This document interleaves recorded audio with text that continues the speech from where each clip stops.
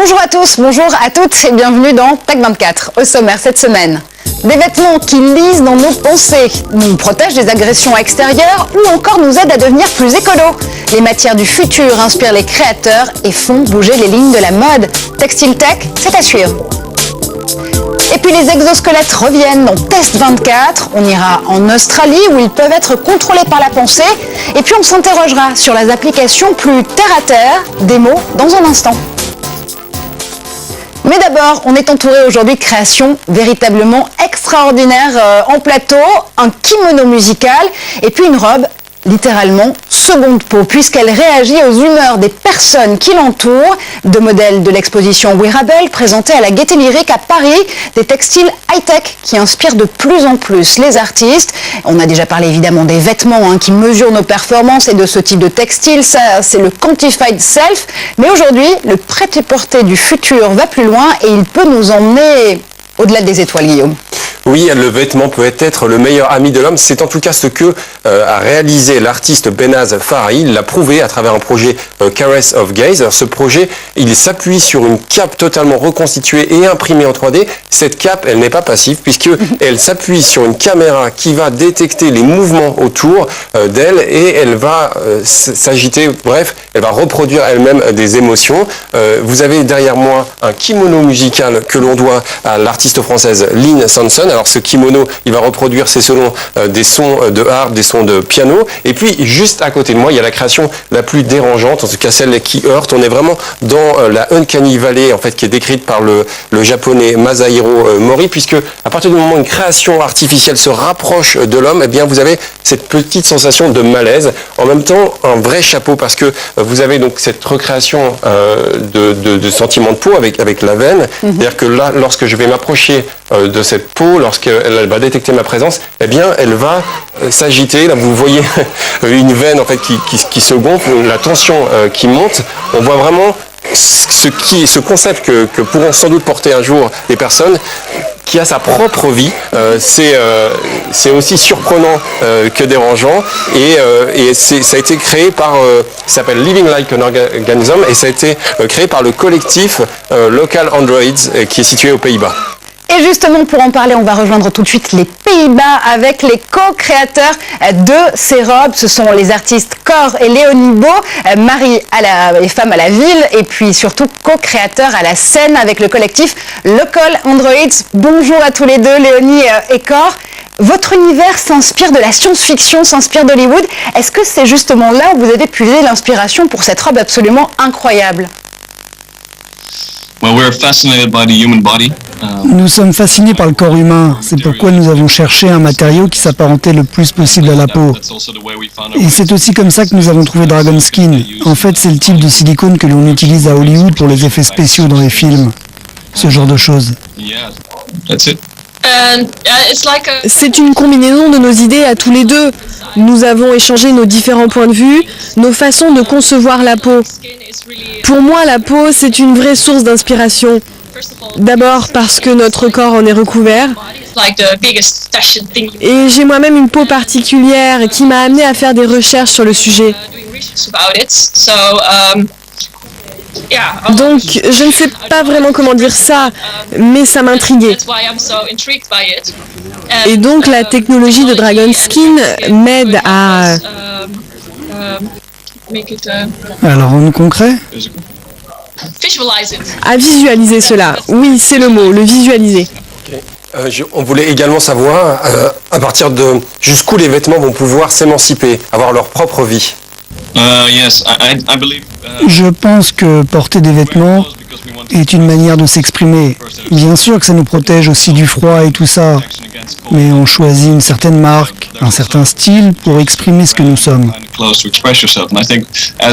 Et grâce à la technologie qui évolue, nous avons de nouvelles façons de nous exprimer avec nos vêtements, d'une manière plus réactive. Et c'est ça que l'on recherche.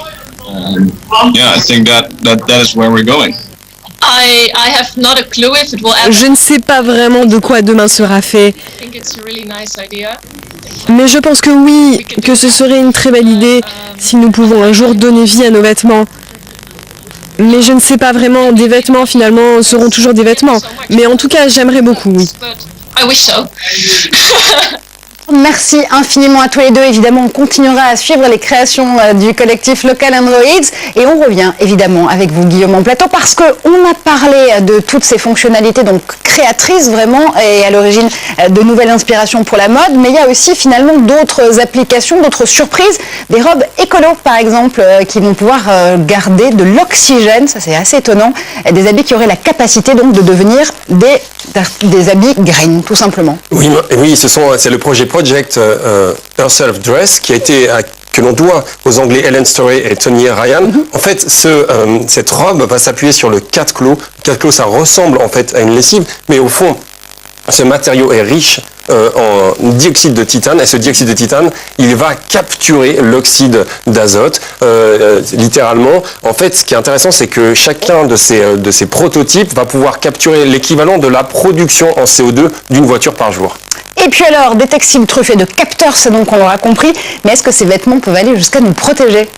Oui, protégé. On a vu lors de cette exposition une robe assez fantastique, en fait, qui ressemble à une araignée. En fait, elle est dotée de 6 bras imprimés en 3D, capable de flash lumineux. Et lorsqu'une personne s'approche trop vite de la personne qui la porte, eh bien, la robe défend le porteur.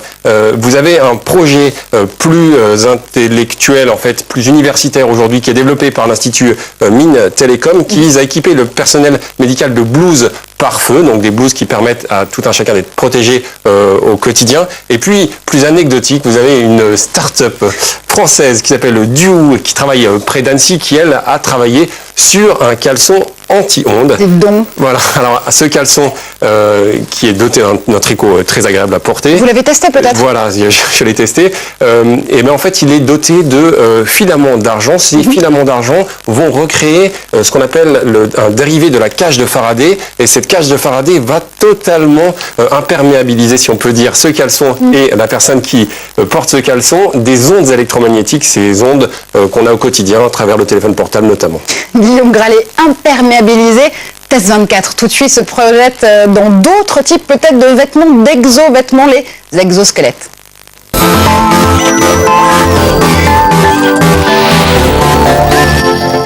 Et pour ouvrir cette séquence test, on part en Australie, où des chercheurs viennent de mettre au point une moelle épinière bionique. Elle permettra de contrôler par la pensée des prothèses robotisées. Christophe Dansette.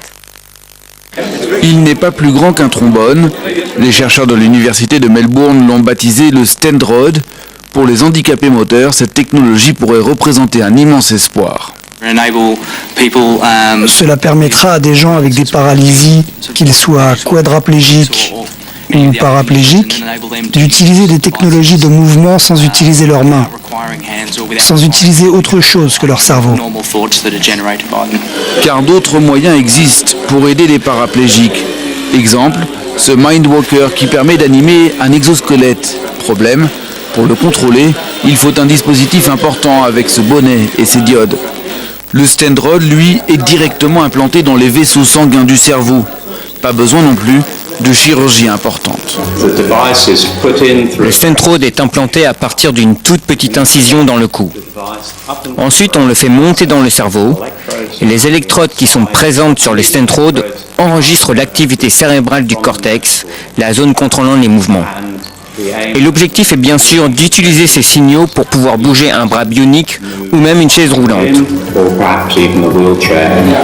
Pour l'instant, le Stendrod n'a été testé que sur des moutons. Les essais sur les humains doivent commencer l'année prochaine pour une possible commercialisation en 2022. Cela coûtera tout de même 10 à 15 000 euros. Et retour en plateau pour aller plus loin avec un exo, Guillaume, puisque cet exosquelette qu'on souhaitait montrer aujourd'hui en plateau, qui s'appelle Exos, qui est un prototype sorti des laboratoires de cette start-up lyonnaise, vous le portez. Alors, j'ai envie de dire, est-ce que ça fait pas trop mal de prime abord ? C'est le gadget high-tech le plus anti-électronique possible, puisque en fait tout s'appuie sur l'hydraulique et sur des ressorts. Alors ces ressorts, Marjorie, j'ai pu les régler juste avant de mettre cet exosquelette. J'ai eu besoin d'un tout petit peu d'aide, puisque c'est essentiellement un outil professionnel. En fait, cette start-up s'adresse au métier du bâtiment, au métier de l'automobile, et va aider à porter des poids de jusqu'à 25 kg. C'est assez probant. Vous voulez qu'on fasse une petite démonstration peut-être ? Je vois comme par hasard une chaise entre nous. Je vais tenter de la soulever. Attention, ces bras musclés vont tenter de m'aider. Et alors honnêtement, c'est vrai que elle est quand même relativement lourde. Est-ce que vous arriveriez à la soulever beaucoup plus facilement que moi? Et je risque d'avoir besoin d'un massage après, ceci dit, mais... Alors, je vais essayer tout de suite. Hop. Effectivement, je sens que je porte quelque chose. Oui.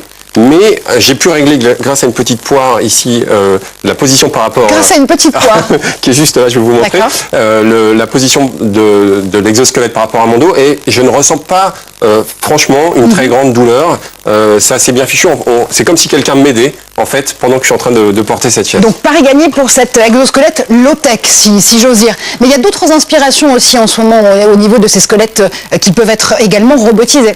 Oui, il y a Inoffice au Japon qui sert sur les chantiers navals à Daewoo par exemple, et puis il y a ce projet qui s'appelle Phoenix, qui a été lancé par une entreprise californienne, SuitX. Et Phoenix n'a pas une application professionnelle comme le modèle W de Exos, mais une application médicale puisqu'elle va aider des tétraplégiques à marcher. Aujourd'hui, Exos s'intéresse uniquement à nos bras, mais il prévoit d'ici la fin de l'année, d'ici la fin 2016, attention au suspense, de s'occuper de nos jambes pour que vraiment on puisse permettre à des personnes d'aller très vite. Pour la petite histoire, Phoenix permet à des handicapés de marcher jusqu'à 2 km/h sans aucun effort. Bon allez, je vous laisse repartir avec cet exosquelette. Merci infiniment Guillaume pour tous ces tests et puis toutes ces informations. Vous l'avez compris, c'est la fin de cette émission. Merci à vous de l'avoir suivi. On se retrouve comme chaque semaine sur Facebook, sur Twitter, sur tous les réseaux sociaux du moment où vous ajoutez le hashtag Tech24 à la fin de vos messages. Restez connectés, on se retrouve très vite en plateau.